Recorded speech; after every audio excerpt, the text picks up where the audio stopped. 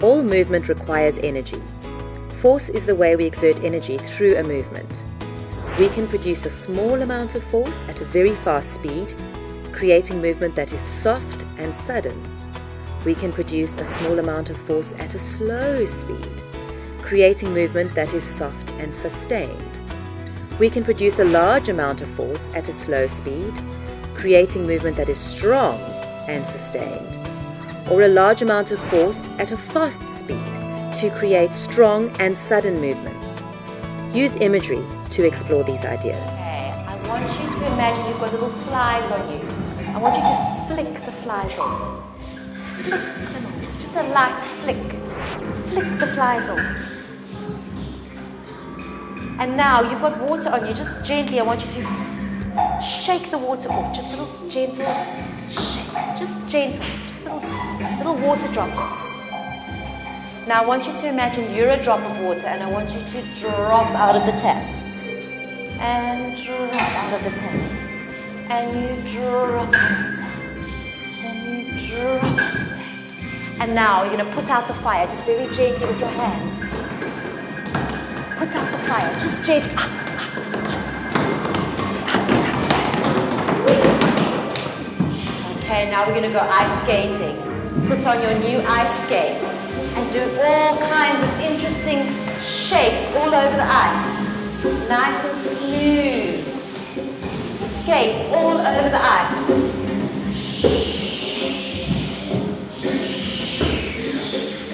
And now I want you to glide like an eagle, soaring through the sky.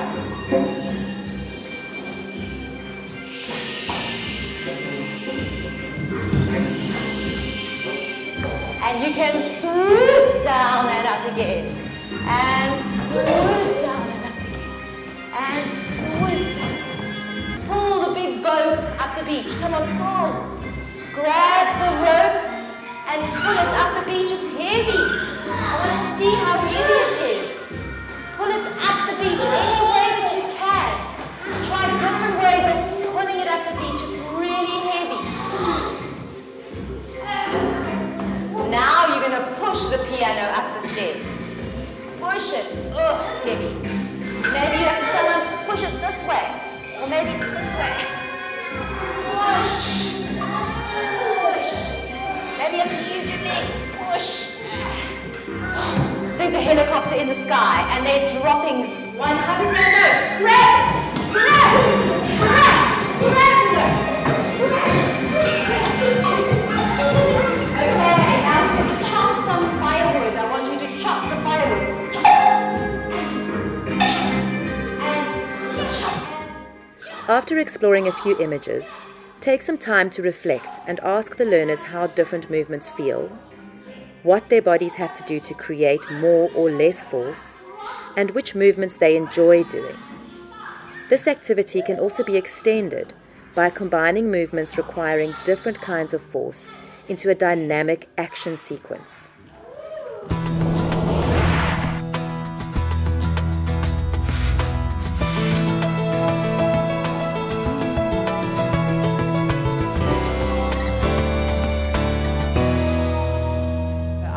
Walk like a monkey. It can be a gorilla or a baboon or a chimpanzee. How does a monkey walk?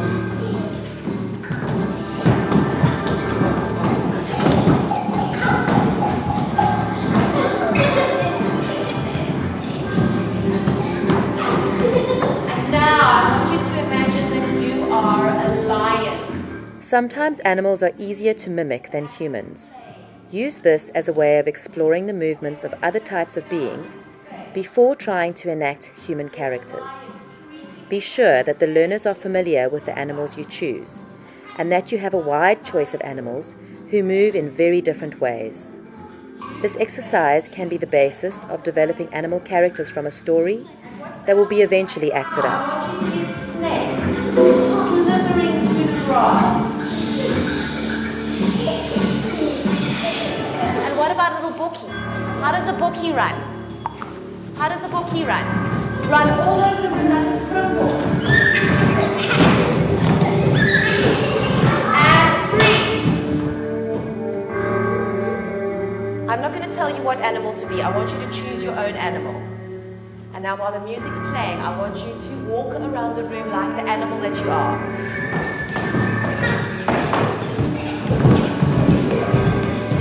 Keep going.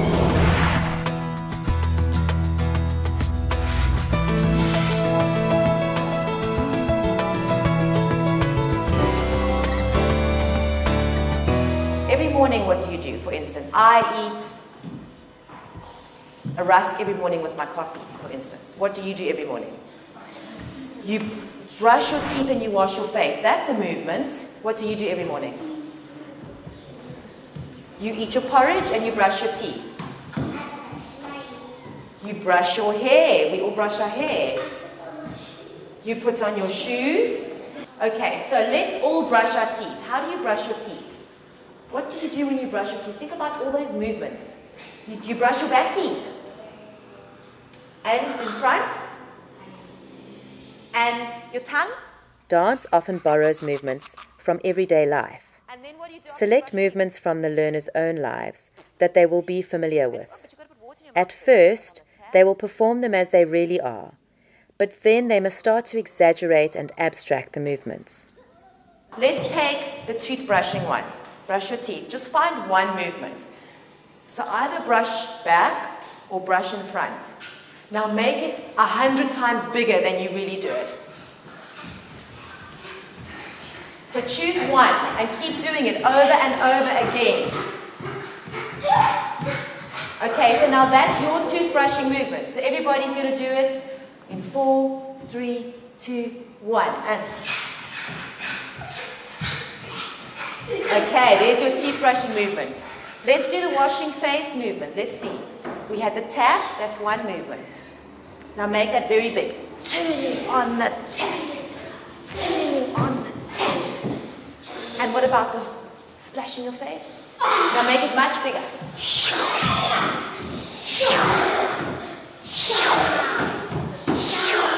Because then it's not just a normal movement anymore, it's a big movement like a dance movement. And 1, 2, 3. Once the learners have explored their movements, they must then clarify or simplify them and perform them in a repetitive rhythmic pattern. 2, 3, 4, 5, 6, 7, 8. Now face your partner while you're doing the movement. Okay, so you're still doing your own movements, but you face each other the whole time. So number 1, number 2, number 1, number 2. Let's have an introduction. 7, 8, and 1. And number 2. And number 1. And number 2. Very good. Okay. There was a nice one over here. Show me your second movement. Up, up, up, up. Okay, that's a lekker one. And your first one, what was your first movement? What was it? Is it brushing? This teacher chose movements from some of the learners and put them together to form a sequence. Alternatively, learners could work in pairs or groups and put their own movements together.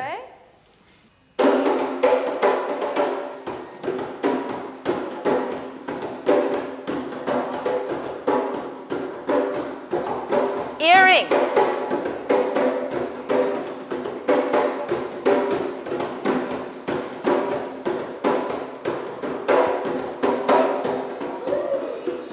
Well done. These learners are drawing on their experience of sports to explore ways of moving. The group first discussed types of sports that they have experienced or maybe even watched on TV and how people moved while doing these sports. Let the learners choose or suggest the sport so that they will be familiar with the movements involved. Once learners have selected 2 movements, they join them to their partner's movements.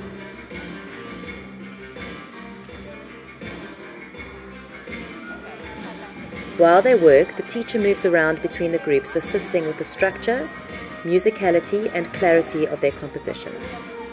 And then on your knee.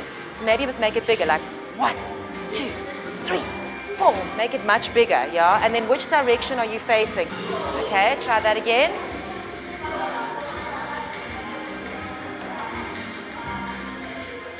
At the end, each group performs their sequence for the class. Watch these 3 learners perform.